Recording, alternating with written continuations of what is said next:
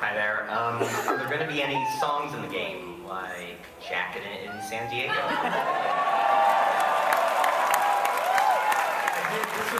This is the first time I've been back in San Diego since I wrote that song, and it definitely was going through my mind as we were driving in. You know, could you just pull over right here for a second? Yeah, I mean, that was part of the fun of making the world, too, is because, you know, whenever we had a boombox that we could turn on or something like that, we have this whole library of songs. So, yeah, we have a lot of the songs in the game.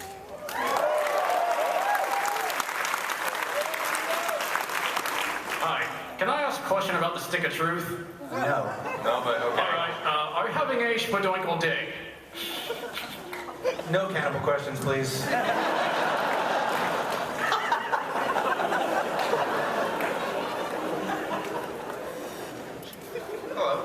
Hello, my name's Eric. I'm from LA. I would like to say that my favorite episodes are Smuggler and You Have Zero Friends. I believe those are absolutely genius. I'm wondering, especially for Smuggler, is how did you think of the episode? Like, what made you come to think of those episodes in the first place? Think of everything that happened, and also I'm wondering if we can do a smug fart together. That would be great. Wow. Well, everyone thinks we think of episodes by getting high in the writer's room and talking about stuff, but the truth is, we get up at like 8 and we drink coffee. It's in the writer's room, and I don't even remember that specific. It's always Thursday morning. There was that point when Priuses just came out where there was that, you know, that smug self-congratulatory, and it was you said you bought your mom a hybrid, member or something? And Oh yeah, I bought my mom a hybrid. We're driving around and people were like, other cars were pulling up and going, "Hey, good for you."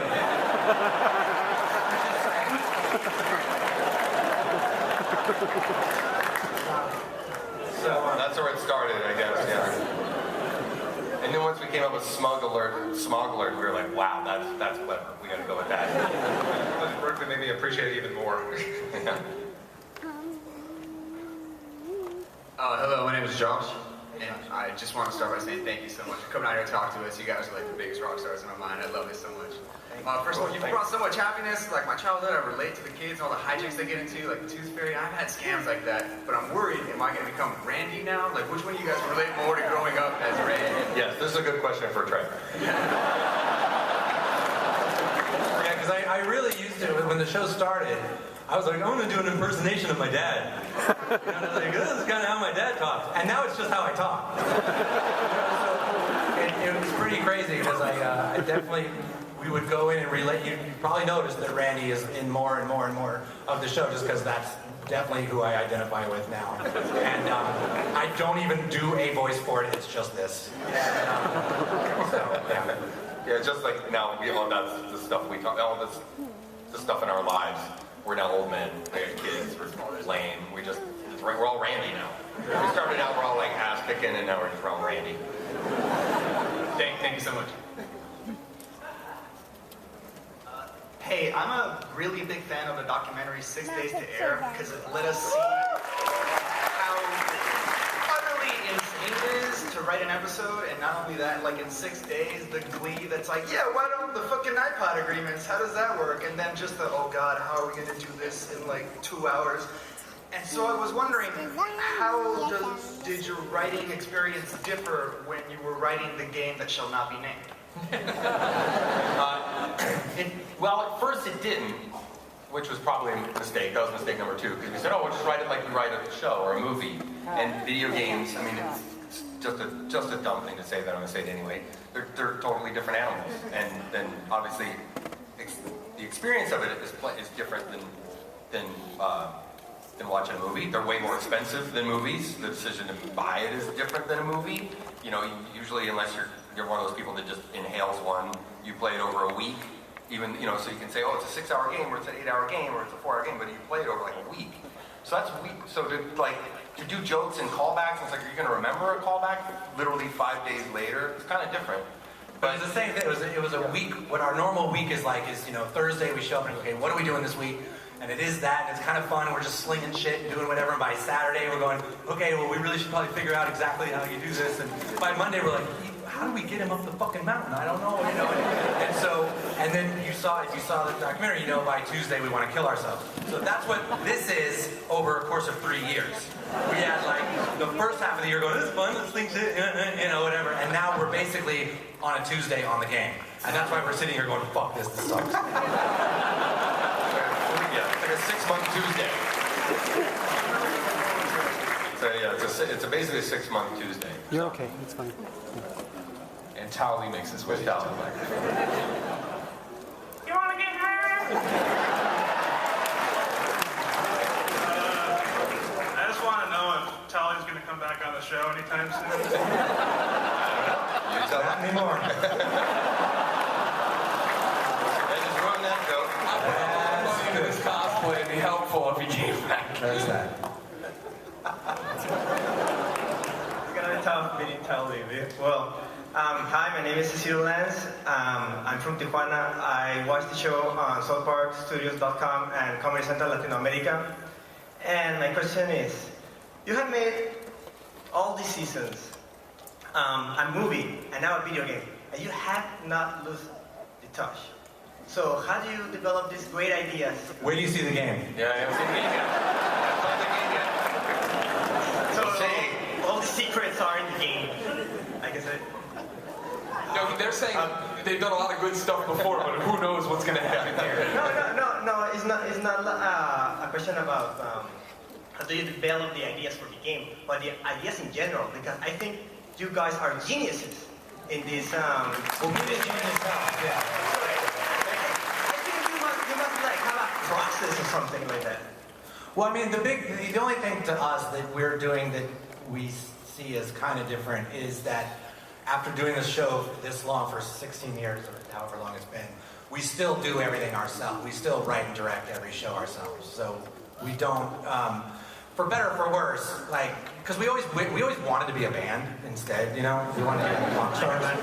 Yeah, and so it's like, okay, well, this will be like, every season will be like an album and every show is like a song, and that's what we kind of say because it makes it feel like rockers a little bit. But it's like, you know, you don't get success as a band and then kind of farm it out to other people and have them start taking over and writing it. So we just want to, so we'll be like 68 years old writing South Park and it'll suck, but it'll be us.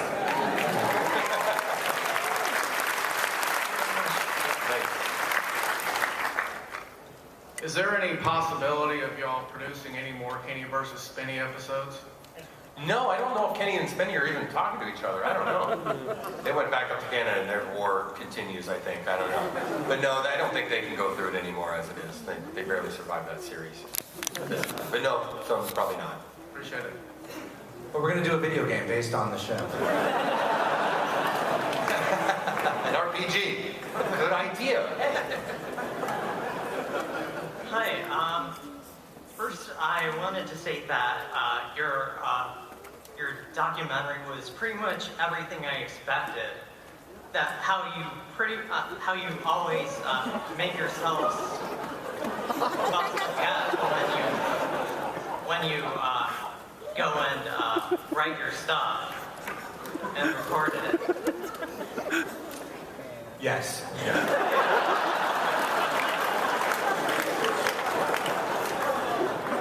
Well, I mean, anyways,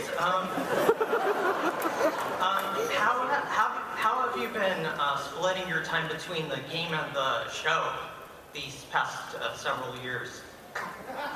We've actually, since we finished Book of Mormon, it's been the big thing that, because for a long time, for as long as we were doing Book of Mormon, which was a long time, that's what we did in between every South Park run. We'd put that down and we'd go work on Book of Mormon, and we kept doing that. So once Book of Mormon was done, it really became all about working on the video game. Well, let's not talk about that. we're about to put the game down in the next week or two so we can go back and do the show because we got to get working on it. New season starts. I should know this. Sitting up. It's the last Wednesday of September. Last Wednesday of September. And we actually, we'll see how this goes. We actually went and had a writer's retreat last week, like a month and a half before the show starts. Yeah. So if it sucks, that's Like, why. usually for a little bit of time. And it worked. We came up with really good stuff. And it's really cool because our good friend Bill Hader is going to write with us for the whole season.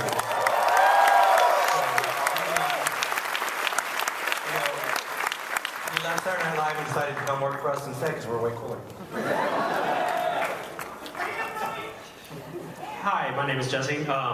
I have two questions. One, I know there's multiple classes in the game. Will you be able to switch between classes? I don't know. And two, will other movies that you made, such as Team America, Orgasmo, and stuff like that, be hidden in the game? Ooh, that's a good idea. Did I just delay the game another 3 years? That's well, there you go. Now it's delayed again. Yeah, DLC. Team America DLC.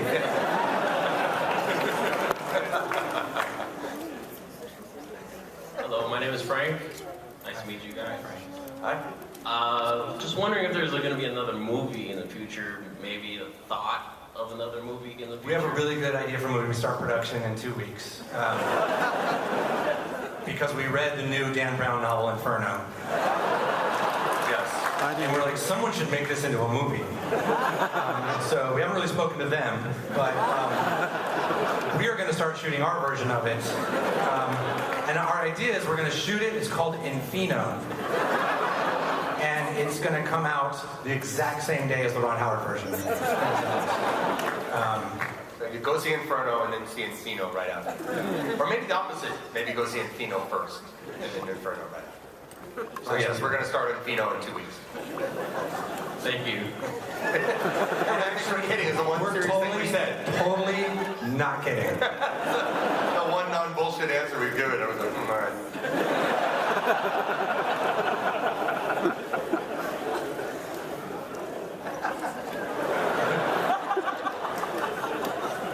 Okay, in this upcoming season of South Park, are we going to see more Mysterion? I don't know. Sure. That'd be cool. We actually have like 4 shows kind of figured out already, and that for us is crazy, like ahead of time, so we don't want to think any more than that. We might jinx it. But it's a nice well to go to. I mean, that just started as a one-off show at the Boom, and then we did the trilogy, and it's cool because we have such talented people working in our office, and they love to be able to do this like a comic book sell, and they're like, oh, thank God I get to finally really do something. Make it look really sweet. We're like, wow, that's really good. It's like, I know, I'm an artist. Thank you. Okay, now go back to drawing circles.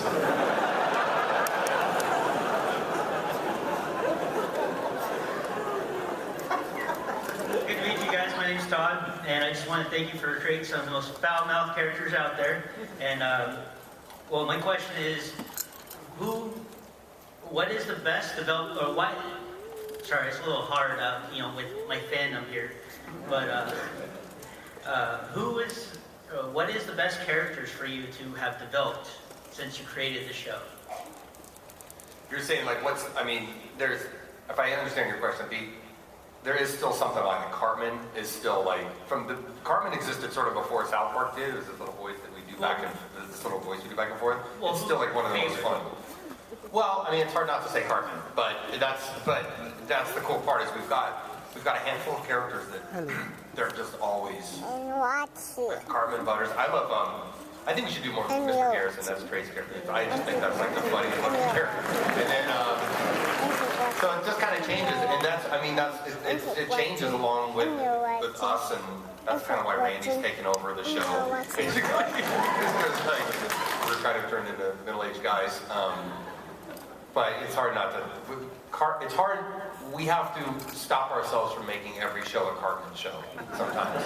I mean, you know what I mean? We all come up with different ideas. We're like, oh, you know, it'd be fucking funny if Cartman does this, and then, well, last week we had a Cartman show and the week before, so we try to make ourselves go spread out to different characters. But it is the moment when we have a scene, when we're going through and we're coming up with something, we're like, oh, and then there's a scene where, if there's a scene where Cartman and Butters are in the same scene together, and it's just the two of them, it writes itself. Like, we just go in the booth and start doing it. And I'm Cartman and he's Butters, we just go. It's just... Thank you guys for being so awesome. Cool, thanks.